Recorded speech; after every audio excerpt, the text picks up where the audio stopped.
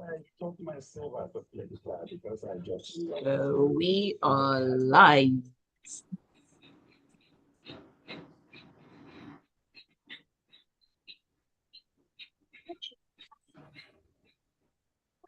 And discover amazing content. Fantastic voyage. Here on Smooth 98.1.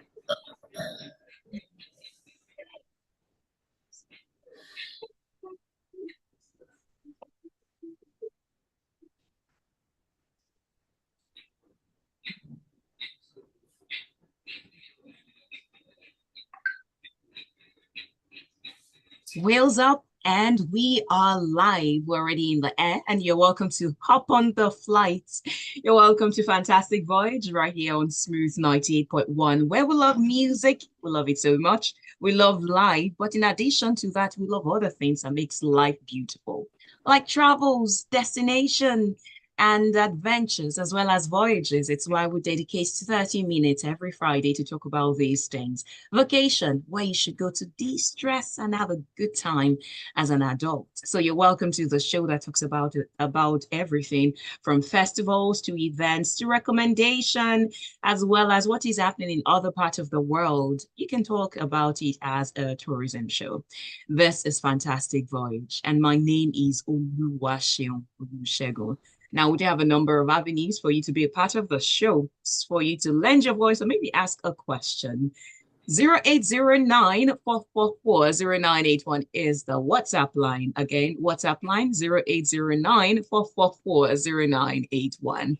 I already have a message from Charles Chidozie who says, Namibia, I want to visit the part where the ocean meets the desert. I really want to understand how nature does it. Huh? That is good. Who knows? Maybe after listening to this part of the series, I say a series because we want to explore Africa and for you to know the beauty that exists in Africa and some places you need to visit maybe before you go. So, for you to get there, how to get there, what you should pack before going there, where you should not go, where you should go, and many things like that. I have someone who is a tourism entrepreneur, who is an advocate of tourism and the good life, as well as balance. You can call him a balanced human, but you can also call him the chief explorer at Travel with Sam Global. So please welcome with me the one and the only Sam Adeleke. Good afternoon. Good girl, good afternoon. Oh my God, wow. What a lovely afternoon it is. Hello, Sean. Hi, thank you And for hello, joining everyone. me and bringing on your stories that I'm about to get into as a result of what you have been doing all around the world. I can imagine, I can't imagine. So that's why you're going to tell us the story, right? How you got into the travel industry. But before then, just like Charles Chizozie, you can send in your message to 0809 444 0981. So this is the scope of the discussion. We're talking about vacation destinations in Africa, not in Europe now, not in Australia, not in Antarctica. We're talking about Africa because a continent of about 54 countries definitely has so much hidden within her. So where should you go in Africa and what should influence your choice of destination? You'll get to find that out today and some other episode because this is going to be a part of this series. It's not possible for us to exhaust this. We have 54 countries in Africa. Last week we talked about Nigeria, and I had as my guest someone who explored the whole of Nigeria. So, Sam, how did you become Sam the Explorer? Very interesting. This journey started in 2013, actually, when I was a creative director doing graphic design in one of the e-commerce firms in Lagos. And at some point I got bored, and then one of my ex-colleagues who came visiting said, Sam, I now work in a travel company, a travel media company. Were you interested in becoming a travel writer? I was like, wait, what? Really? Is that a thing? And because I have an adventurous and risk-taking approach towards life, I decided to take the plunge. Went for the interview, showed them the blogs I've written on other topics not related to travel, and fortunately, I was given the job. So, stumbling into tourism and travel will be the best way to narrate and to describe my journey. And when I caught the bug oh boy, I'm not looking back. And even before I started going on the road, as a travel writer at the time, just looking at the pictures, the images, the videos, which was my JD at the time, reading about it, reviewing it, summarizing it, and then my editor then saying, Sam, get into the streets, go to Lagos roads, take pictures, attend events, and document that. That brought out another side of me entirely, which I had not seen before. And from there, from Lagos, explored southwest Nigeria, southeast, south, then from there, Ghana, and other parts of the continent. So from 2014 to date, by a decade now, it's been a journey of unending adventure. And you just can't get enough of it because there's something so beautiful about leaving your comfort zone and exploring new cultures, the food, the people, the weather, the environment, the religion, seeing people who are also like you, but who are also not influenced or perturbed by what you are going through. People just contented in their own small part of the world. It's what I call education on the road, and there's nothing like it.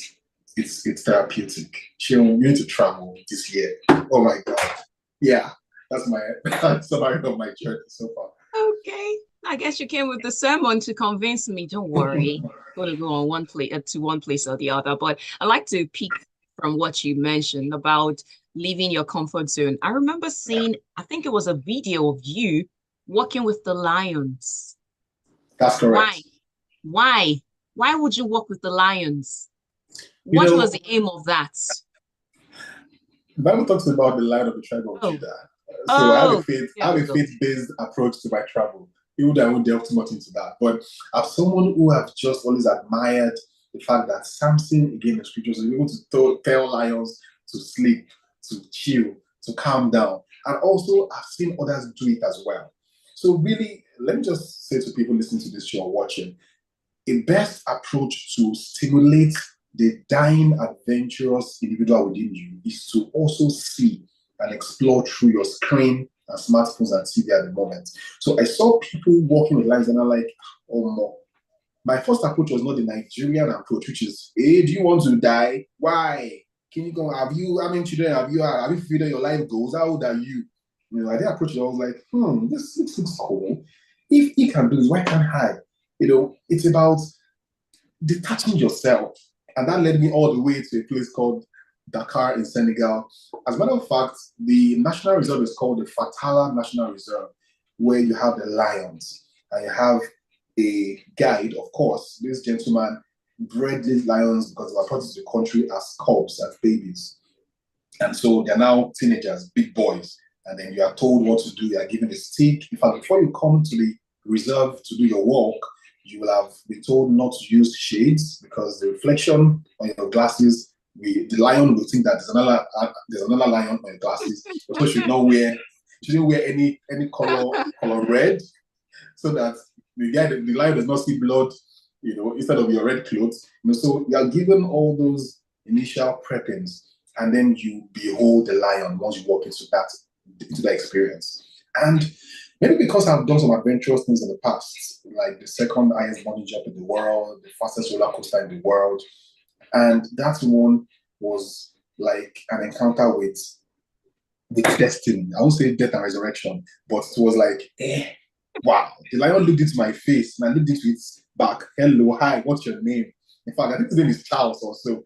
And I think the female was Cindy. I said, Sam, come and walk with Charles Bawo. But it was really, really fun. And that walking with those lions was such a, you become emboldened. Like, what is the worst that can happen to you in this life? You are one with lions. Your capacity is stretched. You have it helps, your mind is enlarged. So travel is beyond just going to risk your life. You are unleashing some latent potentials in you that you can use to launch even new business, do new things, because I've worked with the lions. There's no street cred higher than that.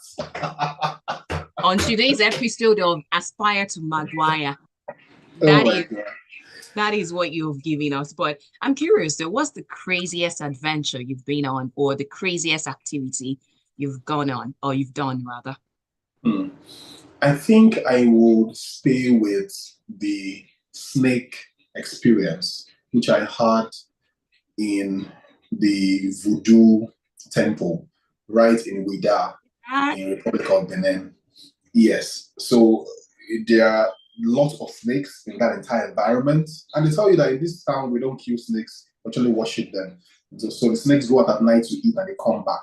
And then when we arrive at that temple and that tourist destination, the snake is placed on your neck, wrapped around your neck, big snake. And the thing is moving, like this, as if you are wearing a chain or something. And then you are scared, but then the handler says, no, calm, just touch it, touch the head, relax. I've done adventurous things. I've walked with lions, I've walked with a cheetah, I've fed an hyena or a hyena, but that was a close call. And for the 5 minutes, it felt like 5 years. But really, that was, I still can't forget it. That was really, really adventurous, I would say. I think everyone should try it. It also expands your. Okay, that's two it. things. I want to stay on that. Two things. And number one, what was the essence of having a snake around your neck? I mean, what was the point to it? Is it a case of facing your fears or just for the fun of it? You know, we shouldn't overthink exploring and travel because if you're looking for a meaning to everything, remember even Paul, when he was saying Agrippa scripture, he said too much learning might make you mad. So you also do not want to overthink it. However, let me just come down to the basics. It's best to have an interaction with the snake when it's around your neck, according to the animals, because if it's on your hand, you might not really, if it might be far from you, but having it on your neck is like having a chain on your neck. When you see a big man, one of the things you used to recognize them is, having a necklace, and also necklaces and chains on your neck are like symbols of wealth, of honor, of like variety. It's also a store of value. So instead of having those ephemeral things, you're having another creature of God that is slimy, that is cute, that is priceless, and it's Cute? moving around. Yeah. Cute and snake in the same sentence? I have Yes. You need to experience it to really feel what I'm saying. It's better experienced than explained. And that's really you adorning the snake around your neck. It's harmless, it won't bite you, it won't harm you. It's just doing its thing. So it's the ultimate measure of human attainment. You are one way. I'm But just really, looking at you and hearing the way you're describing this adventure of yours reminds me of a video I saw on Instagram one time. A okay. dog went viral, a dog that was threatening a little boy, and the woman around there says, "It won't bite you." Say, Romeo, Romeo. That's what people who own dogs say. Oh no, it doesn't bite. Oh, it just wants to play with you until something happens and it squeezes itself. But I get the point, right? That you're trying to But make. people like us don't have those videos as our frame of reference when I go on an adventure. We only watch people who enjoy and relish the experience. You can't watch stuff and that will not have a scar, a red flag that make you think of what if it goes wrong. We always think about what if it goes right, and it always goes right. That is the ticking point of adventure. Mm, You never think otherwise. It has to go right. You murder any negativity. We mm, don't think nothing can go wrong. Nothing mm. will go wrong. Yeah, that's what Yes. makes you enjoy the show. Another dose of aspire to misfire. Sorry, to acquire. Well, Charles Chidozie says on WhatsApp, snake round my neck, please. Is our guest from Akoko Edo in Ondo State. Oh, well. All right. So that said, I think we have already gotten into the conversation. Before you even start to talk about travel destinations within Africa, I'd like Yeah. us to get started with those mentalities that you need to maybe put away or be done away with for you to have the best out of whatever adventure or whatever destination you head to when you want to have a vacation. In your years of experience, I mean, in addition to those things that you have mentioned, what are the things you see that people do and you feel, no, you're not going to get the best out of this travel? Number one, travel is not a waste of your money and resources. There's a tendency for people to say, why are you wasting money on travel? Have you bought land? Have you finished all your courses that you need to take? Have you, between the people that retire that travel, that is a very huge misconception. Please, life is meant to be lived one day at a time. And it is actually the best investment in yourself for what we have seen over the years. That's number one. Number two, be someone who budgets. Don't just assume that because you heard about a package that costs $2,000, or let's use Nigeria Naira, 1.5 million, 3 million, you cannot attain it. It is attainable. The important thing is to say, I want to start a plan. So for my friend who commented earlier that wants to go to Namibia, this could be a 3-year plan. Oh, how much is it? What do I need? The first thing, do you have a passport, an international passport, first of all? Do you have a yellow fever vaccination card? Do you have your NIN? Do you have those basic documents you need? And then once you have that, because those also are not cheap. To get a 10-year passport, a 5-year passport is between 70K to 10K. So budget and plan. Now, even if you are earning 30K, 50K right now, tell yourself that in the next 3 years, the next 4 years, I'll start traveling outside the country. So please budget. Travel is not cheap, and travel needs to be planned for. That's number two. Number three, you also need to know that nothing will go wrong. That's a mindset shift, because there is that perception that you are only at risk when you are out of the comfort zone. That is where you know your routine. Some people that once you're outside of Lagos, your anything can happen to you. There are people that have domestic accidents within their house, and there are people who fly across nations for years and nothing happens. So please start with that mindset that I will be fine. I will enjoy my life. Nothing will happen. And I'm not trying to perspire again. This is what travel people, it's a mindset thing that once you conquer it, you will not see it, because some people, starting from when they get to the plane and the plane is a taxiing, they are scared, they are screaming, and then they're in the air, they are praying to come down. And when they land at the airport, they're going through immigration, they're scared that they might be deported, and then they ask questions. And when they finally get through to their hotel, they're complaining, are we safe here? Where is the security? And you are going to eat, is the food sterilized? So they are, every point in time on the journey, they are fidgety, they are suspicious, they are not at peace. So once you convince yourself that all will go well, I'm going to have fun, just the way I'm going to see my parents or going to play with my G's, with my buddies out the back, that would be great. So those three things are what are the core. There are a lot of other things, but those three things are things that you need to really know to help in the course of your starting your life of adventure. Okay, well, hopefully somebody's taking note and they are ready for that big adventure. Maybe the one that they've always put in their diary, on their bucket list, or they even have a bookmark saved somewhere and they've never just had the lever to proceed with that. Now you know some of the things you need to do. So with that said, let's get started on some of the destinations in Africa. I mentioned earlier how Africa is a continent of 54 countries, but I'd like us to start with West Africa. So what country would be on your top 3 of countries you need to visit if you should start with West Africa? Top 3. That's you're putting me in a tight corner. Okay. Give your list. As a spirit okay. lead, yeah? Start with any country of choice. For the budget traveler, and well, yeah, both kind of, because really you have the budget, the mid-range, and the luxury.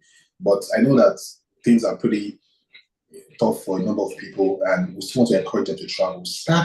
Number one that I recommend you should start with is Benin Republic, which is just close by. That's for budget travelers. But for luxury travelers who do not mind the cost of travel, I think the first place you should go is Ghana. I know some might say Ghana is pure water, but please, it is the ideal destination if you are looking to relax, immerse yourself into authentic African culture and also African history. The Kwame Nkrumah Memorial in Accra, beautiful. The Cape Coast Castle, and also the Elmina Castle outside of Accra. Those are iconic structures on the coastline that will transport you back into decades of history and it's so beautiful. The view across the coast and all of that, and also Labadi Beach in Accra and the markets. So Ghana is one place, and just 1 hour flight from Lagos or Abuja for 5 minutes. So it's somewhere you can go, pam, pam, pam, pam, pam. And then the second, if you're flying, I think you should explore is Senegal. Senegal, even though it's a French country, but of course they still speak English. It's a beautiful destination if you are also staying on the coastline. You have one of my favorite experiences there in Senegal was getting to this monument, which is the tallest and the highest in Africa. It's called let me get the name now so I don't mispronounce it. African Renaissance Monument. Yeah, which was built in honor of the independence of Senegal and from the French or something. So very beautiful, very massive, beautiful monument. And also in Senegal, I mentioned the Fatala National Park, where you can have the experience with the lions. In fact, aside walking with the lions, you're also going to experience feeding baby lions with milk. Oh my God. Extreme. Those cubs are so cute. Everyone needs to experience it before they retire, So please make your way to Senegal and experience that. And then I think another place people should go to, not that I think I know. Before you go, let me jump in. Before you go to another country, we need to settle the small matter of food, cuisines, and taste buds. Did you taste the Senegal jollof rice? Don't tell me you went to Senegal without taking the Senegalese jollof rice. The origin of jollof rice. Yeah, some people will come for my head, but if you've had Senegalese jollof rice, you will know that Nigeria is upcoming. Yep, come for my head. All right, so you were saying? Sure. We should not overrate the jollof rice that we have and the taste buds of our people. Because when you taste the Senegalese jollof, especially the original one made by the Wolof people, you will be transported to cloud 9. And then you ask yourself what are we making in Nigeria? Rice that benefits you. Yeah. So I in fact, number 1, the Senegalese jollof. And number 2 is Ghanaian jollof.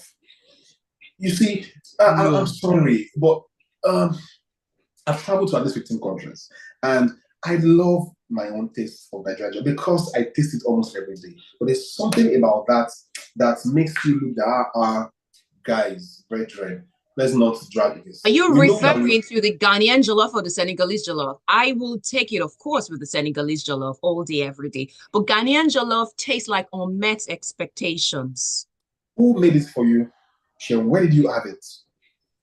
Because again, it's also about the Nigerian jollof. Some people will do concussion and think there's Nigerian jollof, and some experience concussion as their first experience. They're like, "Nah, you guys, you're playing. Stop playing." So it's about when people do it well, the rice they use, the taste, the color. So hold on, we've got 3 countries right before you now: Senegal, Ghana, Nigeria. Yes. Number 1 is who? Senegal. Number 2? Ghana. Number 3, Sam. Nigerian jollof. I'm an unbiased. Don't come back to this show. Don't come back. After today, make your way somewhere else. Go to Ghana. They will accept you. They will give you Kwame or give you Samoa as your second name. You're no longer Nigerian. Oh, come on. We need to be detribalized. And you know what? I think we should actually bring the 3 meals on this show and have one of our audience come on board, and then we taste it. So we can have a third party, confirm this. The challenge with that, I agree with something you said earlier. The challenge with it will be, it won't be made in Ghana unless you would fly it into Nigeria, and that will not be fresh. It's like having Chinese, right? The Chinese rice you have here in Nigeria is not the same with the one you have when you go over to China. They've customized it. Plus, the ingredients that you need to get, the one they use in making the Senegalese jollof rice, you find it right there. So it won't be like that's it. Really, that's it. It's different. It's unique. The environment, it's just like eating suya in the afternoon. You know, it is just Darkness it is at an night. ingredient. The darkness is the ingredients. So that is it. Oh my I think days. that settles the war. Okay, we hear you. We'll forgive you. We'll forgive you. We'll let that Thank slide. you. All right. So you were going to talk a little bit about Bennett for the ones who are on budget. A little. I know one thing, one profound thing about Bennett, and I think that was where you had the snake around your neck, right? All right. They do have a presence, a heavy presence of voodoo. I know there is even a festival that they have. I believe it's the Voodoo Festival. And I That's remember correct. talking about one of Angelique Kidjo's song, Voodoo Child. And I said, maybe Mm, the inspiration was from the Voodoo Festival. But tell correct. me, what is Benin like? Benin is a clean, beautiful. The roads are tarred right from the border, from Seme border. There's a sharp difference when you look left and you look right. You know You that don't have even to the go hair. through corners. Just say it. Yeah? You don't have to Ah, go through corners. oh my Just say God. it. Say it. The coastal line is so beautiful. You do not have to pay to access the beach. I'm trying not to cast shades where in this city, but come on. It's such a quiet, calm, not so much people. But however, when you get to the city center, you are there's a swarm of bikes. I mean Okada, Yeah. motorcycle riders across town, power flying everywhere. So the way we have them regulated in Lagos, in which you can't climb or you can't pass through the Top Milan Bridge. Some locations it's all over the place. But the beautiful thing about the city is you can feel that this is a touristic city in which everyone knows that you're coming in. They approach you. You can speak French, you speak in English, or get someone to speak. You can change your money. You can have, and really the beautiful thing again about tourism, which Benin Republic offers, is that beach experience. You being able to experience clean beaches, friends to the beach, and the quietness, the leisure, the hair, that's you're calm. There's no pressure on you, which is really something that you will love to experience. And also, there's a Nigerian version of the Makoko slum town, also in the Benin Republic. It's called the Gambier village. The difference is that one is clean. The water is clean. It is not a slum. So beautiful, and you're just given I don't say low budget version of Venice because we call our Makoko here the Venice of Africa, but We all know that's not the Venice of let's not do Africa. that. You get so Benin is really chill for someone who does not want to pay for flights and wants to just go by road and enjoy road trips. Road trips are beautiful. The breeze, the coming down at markets, the coconut water by the beach, and the local food, and just also hearing French all around you, the accents, monsieur, good morning, bonjour, madam, like hey, God, if you it's like honey dripping from the honeycomb. It's just soft. It's just calm. You know, Hmm. my God. Okay. Yeah, How many languages do you speak other than Yoruba and English? that's me. Yeah. Do you speak the I do French pidgin. language? I do pidgin as well. Really? Pidgin is a national language. Sharon. In fact, in Sierra Leone, pidgin is what they use to meet with you before they now speak Real? proper. Yes. Okay, then I speak elementary French. Yeah, like the basics. Yeah, so. But to Like answer your the question, comment really, about really, majorly too. Comment ça va bien, merci. Et toi? Merci. Bien, merci. Hey, hey, Olua, bien, merci. No, you don't say that. You don't separate it. Bien, merci. Mark.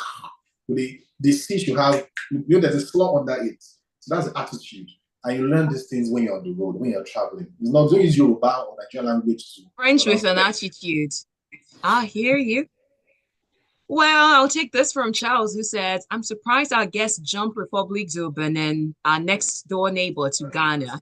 That is two countries away from us. What happened to the floating city in Benin, aka the Venice of Africa, or does he have a Ghanaian girlfriend? He actually talked about that. Benin was the first country he mentioned before he went to Ghana and then Senegal. So I hope you heard, maybe the message came in later, but I hope you heard his Yeah, experience. Don't worry, we have so much time to discuss the different countries and the experiences you will have when you go to these different countries in Africa. But for today, we don't have any time again. We are now Wow, done. 30 minutes already. Wow, that It's felt that, like 3 well, minutes.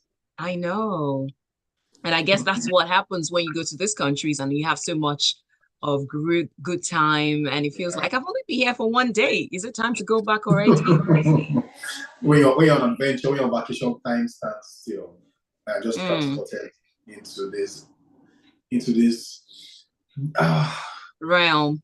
Yeah. oh my god, it was unexplainable. You just have to travel to experience it. It's beautiful. Okay. Life is good. Indeed. Well, we will return with another episode of this, which is travel destinations within Africa. It's going to be a long one, and I suggest that you stick with us on it. But before then, if somebody wants to check out your videos of working with lions and when you were eating your Senegalese jollof rice and chanting about Ghana jollof, where can they find you? On Instagram, on Facebook, and on Twitter, travel with Sam Global. And Okay. we will be glad to respond to any of your requests and inquiries. Thank you. Hey, thank you, thank you, thank you. And if you're just joining the conversation for the first time, guess what? You have missed out on 32 minutes of great talk on travel and the right mentalities you need for you to have the best out of your experience. But guess what? There is remedy. You need to go back to YouTube to check out the stream.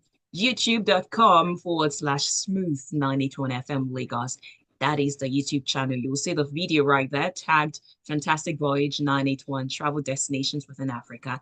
Share with your family and friends, or maybe somebody who's so scared of going out of their comfort zone, as Sam puts it, and make up your mind. Next week, we'll go again from 2 p.m. till 2:30 on the station that loves music, loves travels, and loves life. You know that Golden Oldies continues on Casbah till 4 p.m. My name is Oluwaseun Olusegun. Bye. Attention.